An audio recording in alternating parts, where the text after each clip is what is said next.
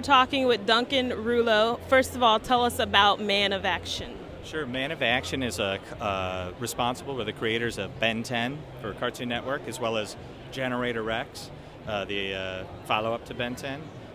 We're comic book writers and artists. We publish our own books. We've been working in comic books for collectively about 20 years.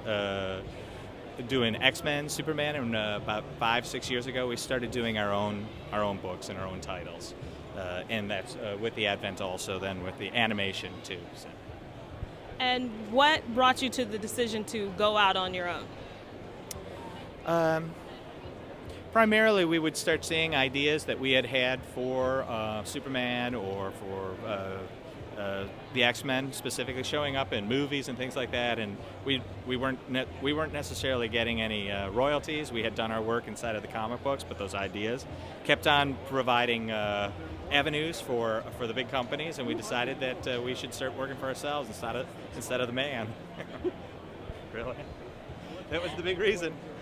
And also, creatively, this is comic books is still the most artistic response to present-day events that you can do, where you have a level of autonomy that you don't have in any other medium. In animation, it's a collective, there's a group, there's maybe 50 people that will eventually come up with what a show or an idea will look like, and it's the same for movies.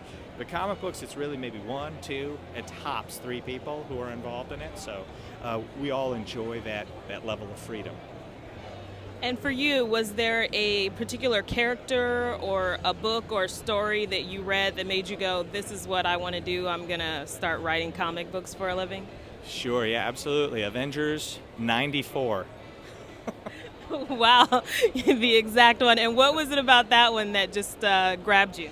I don't know. I think I was just at an age where I was learning to read, and we were on a family vacation, so it was a long car trip. This was before TVs and DSs and whatnot, and comic books were our version. And I remember just reading it going, this is the most incredible thing I have ever encountered in my entire life.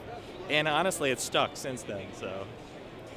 And in terms of the convention, when you look around the hall like this, it seems like it's very mainstream and all the big companies are here, but in this area, it seems like this is the area for the old school hardcore comic book fans, where the independent press is. Right. I think that if you were to take a look at this and kind of equate it to the Big Bang Theory, this is the center of the universe, and everything else blew out from here.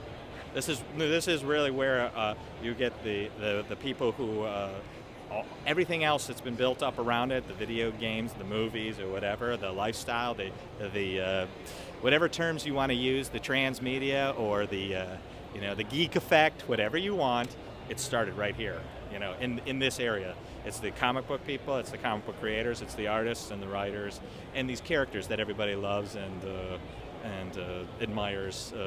This is where it all sprang out of, so.